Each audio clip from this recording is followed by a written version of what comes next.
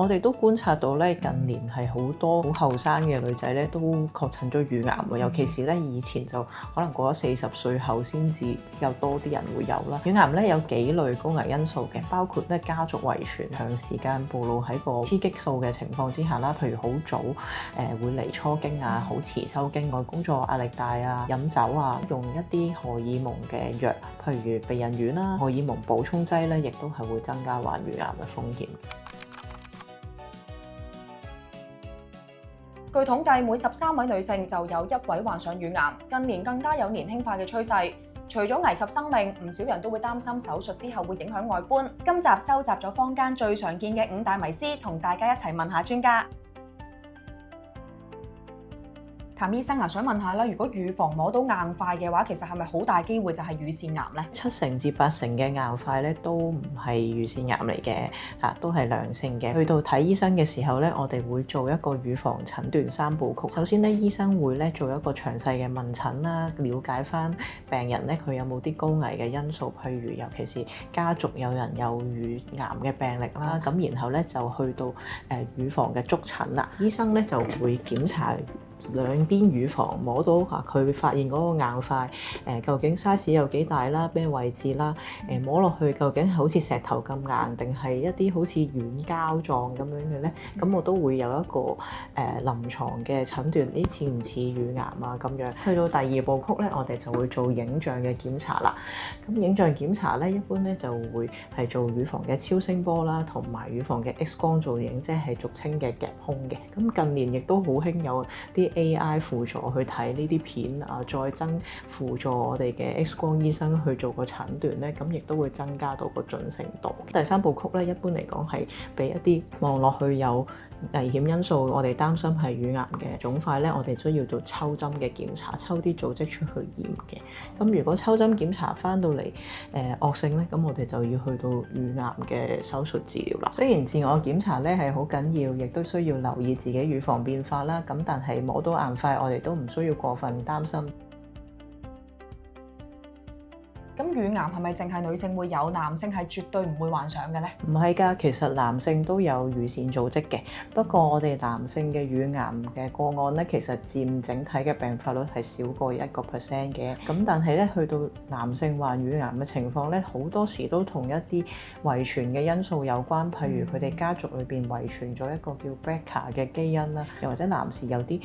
激素唔平衡嘅狀況啦。咁如果萬一男士咧發現自己乳房嗰個位置有硬塊咧，其實都應該要即刻去求醫嘅，因為咧好多男士就忽略咗，以為自己冇機會患乳癌，結果咧去到診斷嘅時候已經去到晚期啦，就延誤咗醫治㗎啦。飲豆漿啊，食豆腐就會補充雌激素啦，咁係咪進而會誘發乳癌㗎？其實研究發現咧，呢啲植物性嘅雌激素咧，佢一般人嘅身體上面係唔會誘發乳癌嘅。咁甚至乎咧，有啲研究會話有少少嘅保護作用。對於一啲有荷爾蒙受體呈陽性嘅乳癌患者咧，咁就需要同佢主診醫生商討係咪適合去攝入呢啲植物性嘅雌激素啦。咁但係對一般人嚟講咧，食呢啲食物係冇問題嘅。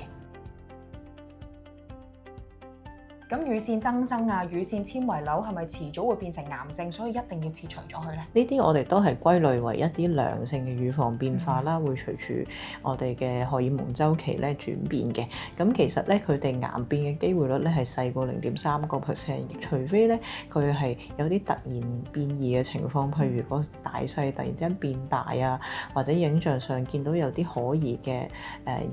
情況發生咧，咁我哋就會建議進一步去抽針檢查，再確診係咪有變化啦。咁所以一般呢啲良性嘅變異咧係好多人都有嘅，咁就唔需要自己嚇自己，只要定期去乖乖地跟進就可以㗎啦。不過要留意咧，喺乳腺增生入邊咧有一項叫做非典型乳腺增生，咁呢個非典型乳腺增生咧就真係一個癌前嘅病變嚟嘅嚇，咁佢會增加佢整體患癌嘅風險。咁嗰啲病人咧就要更加密切去監察住個乳房嘅情況，有咩變異咧就即刻要處理㗎。咁患上咗乳腺癌之後，係咪一定要成個乳房都切除先至可以完全醫得翻呢？其實咧，而家好多時都可以做到一個局部切除嘅保留乳房手術㗎啦。對於大部分嘅乳癌患者，尤其是咧一啲比較早發現啦，腫瘤 size 唔算大啦，咁佢亦都唔係喺個乳房嘅正中間嘅地方咧，咁就都大部分都可以做到一個局部切除嘅。咁但係咧做局部切除咧，就一定需要配合翻電療去穩定翻周圍嗰啲唔夠穩定嘅乳腺嚇，咁會減低個局部翻發嘅風險啦。咁如果萬一我哋個腫瘤佔比比較大啊，或者啱啱喺正中間而唔適合做一個局部切除，而要全乳切除咧，都唔使氣餒嘅。其實而家咧有好多去做一個整形重建嘅手術咧，可以咧做翻呢一個乳房嘅形狀啦，咁可以兼顧翻我哋醫病同埋咧外觀嘅保留。癌症風險未必即時見到，最重要係及早準備。FWD MyCover Plus 提供靈活保障方案，仲可以保障高達62種危疾，等你可以得到一筆過嘅財政支援。想了解多啲，click入嚟 FWD 網上保險平台睇下啦。